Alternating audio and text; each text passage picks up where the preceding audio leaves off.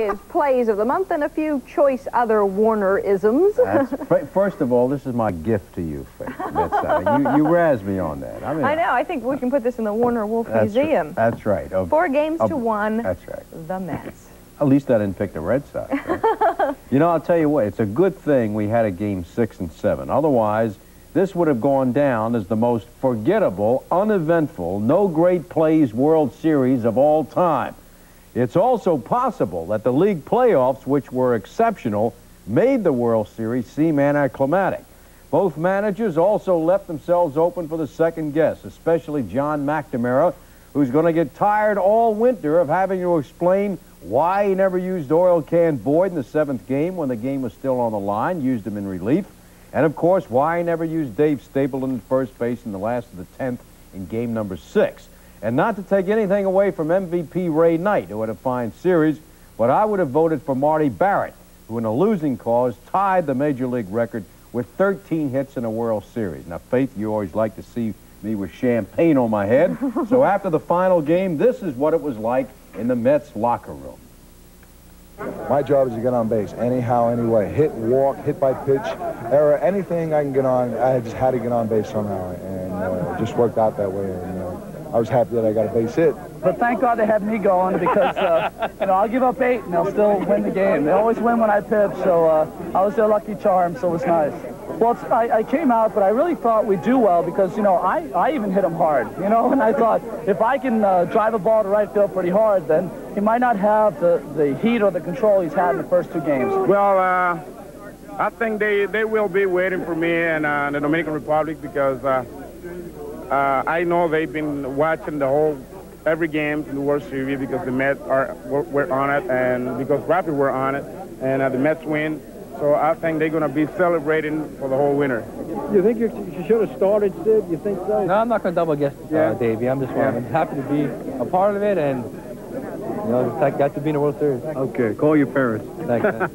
How about the play at second base? Was Ford, was he slow on the call? What was the deal there? No, I'm going to go over and apologize to Dale. I've known Dale was an umpire in the American Association when I was with Tulsa. Just the emotion of the moment. I can't get doubled up on that play. Because if he catches it, I'm doubled up, the run doesn't score, we're not tied. And Dewey came in and rolled over and blocked his view. He couldn't, the call was late, but he didn't know, he had to make sure. So that's where you were pointing? Yeah, and it really was, I was wrong, and I apologize. You look like you had a home run in your eye on the homer to make it 7-5. What was a slider down and in? That's where I like the ball, down in that part of the zone. And that's the pitch I missed before in Boston. He threw me that same pitch, and I remember the guy, and I got in a situation where he had me 0-2 count. I felt that he was going to come with the slider down and in and try to get me to swing at it, and I was looking for it. All right, and the boo of the week goes to the Red Sox for their parade. Let's go to the videotape, the Red Sox parade on Wednesday, and listen to Marty Barrett. A lot more class than those New York fans. They couldn't get me to play in there. They couldn't get me to play in that city for all the tea in China, I'll tell you that. They may have our trophy, but they can keep the Big Apple. We want it right here in Boston where it belongs.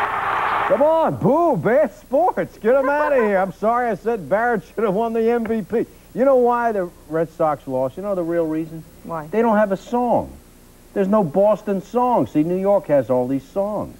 There's no song about Boston. And that's the key? Sure, you can't play a song while they're on the field. All right, let's go to the videotape, the plays of the month of October. Here we go. First of all, the best catch for an outfielder going against the fence, Brian Downing.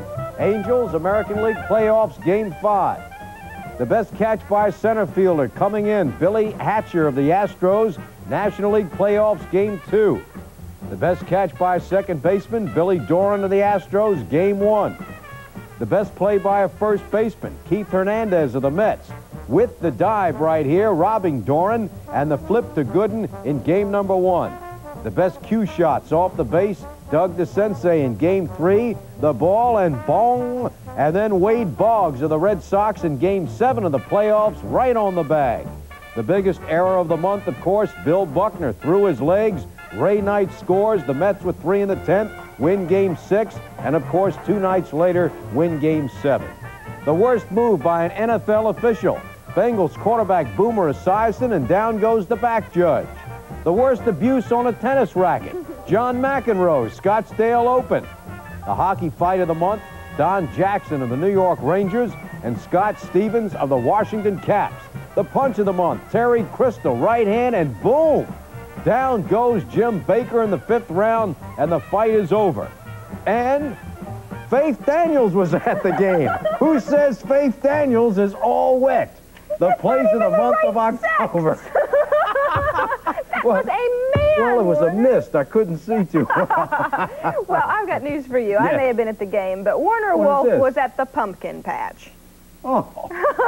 This was sent to us from the art students at St. Vincent's Academy in Savannah, Georgia. Warren Wolf. That's great. They spelled my name wrong. Well, they got my name wrong as well. So That's all it counts. We're big in Savannah, Warren. Hard-hearted Hannah. Happy Halloween. Right. Okay. Thanks. We'll see you next Friday.